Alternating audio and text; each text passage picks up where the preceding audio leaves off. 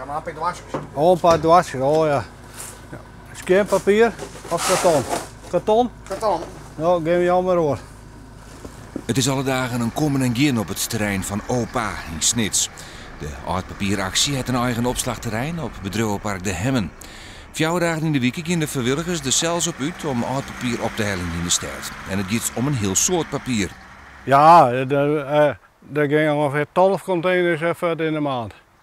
En dat houdt in dat wij dus ongeveer zo'n 150 ton papier ophalen. Zo kennen ze alle jaren tussen het 10 en 20.000 euro oermaatje aan het goede doel.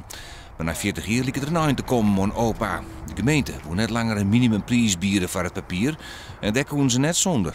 Wij hebben behoorlijk kosten hier om het hele terrein te onderhouden. Dit is 2500 kranten meter. En wij moeten gas, water, licht, alles zelf betalen en het onderhoud. Ja, als aan de baten net meer genoeg binnen als de lasten, dan kunnen we wel ophouden. Maar helpt van de gemeente er nou toch zijn orenpartij voor die in het gat springt. Omrin het daar zijn dat Opa uitging ken van een minimumprijs voor het papier. Er wordt 150 bedrijven en winkels dat Opa alle weken komt, ben er wies mee.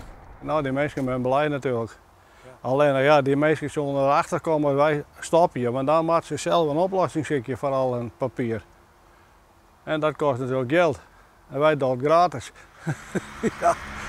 Het contract met Omrin rent in alle gevallen 2 jaar. Daarna moet Opa op een nij op ziek naar een oplossing.